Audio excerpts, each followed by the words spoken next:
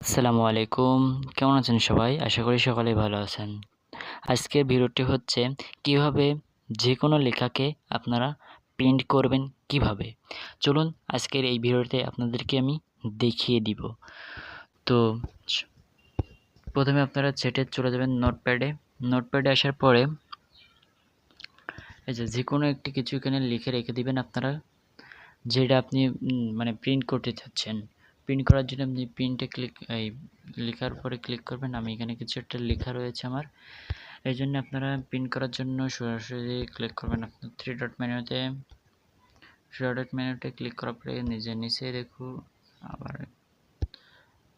তুমি দাঁড়ান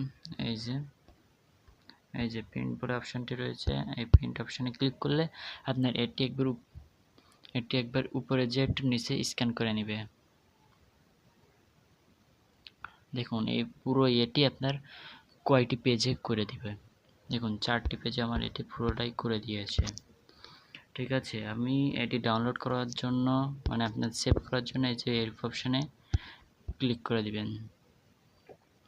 তারপর আপনি কোন জায়গাটায় সেভ করতে চাচ্ছেন সেটাই করবেন।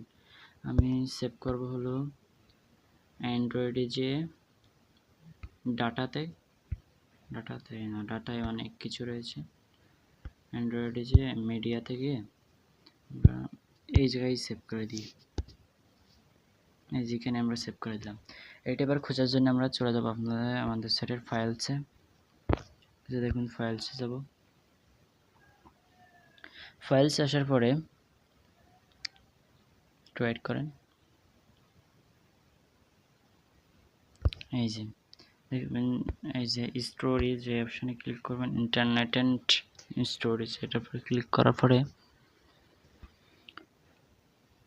আপনি যেখানে যাই সেভ করিলেন ওই জায়গাটায় চলে যাবেন।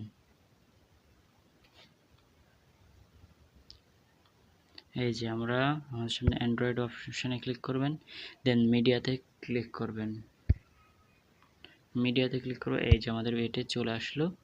এই হলো আমাদের এটা আবার শেয়ার করবেন কী করে?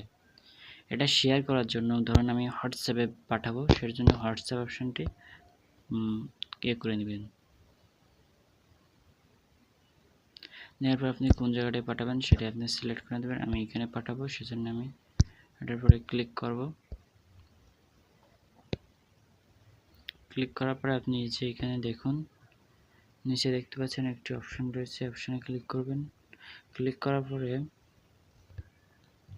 ডকুমেন্ট, এই যে ডকুমেন্টে যদি ক্লিক করেন এবারটা দেখুন এই অপশানে আপনার সব কিছু চলে আসবে। যে নিচে দেখুন গতকাল আপনি এখান থেকে ডকুমেন্ট ব্রাউজারটি সিলেক্ট করে নেবেন। সিলেক্ট করার পরে এই যে এখানে ক্লিক করেন, দেন ডাউনলোড অপশানে ক্লিক করুন, তারপর আবার এখানে ক্লিক করুন, আবার প্রিমো F9 ক্লিক করুন, তারপর এখান থেকে অ্যান্ড্রয়েড অপশানটি খুঁজে নিন, মিডিয়া অপশানে খুঁজে নিন, আনলিস্টেড এটার খুঁজে নিন। ক্লিক করার পরে এই যে এরিয়া অপশানে তারপর দিয়ে দেন। দেখুন এটি চলে যাবে। ঠিক আছে, এই যে পিডিএফ আপনি এটা ডাউনলোড করে নিয়ে এইভাবেই আপনারা পাঠাতে পারেন। তো আশা করি ভিডিওটি ভালো লেগেছে। সবাই ভালো থাকবেন, সুস্থ থাকবেন, আর চ্যানেলটি সাবস্ক্রাইব করে দিন। আর এই ভিডিওতে লাইক না থাকলে এখনই লাইক দিয়ে দিন। আসসালামু আলাইকুম, সবাই ভালো থাকবেন, সুস্থ থাকবেন, টেক কেয়ার।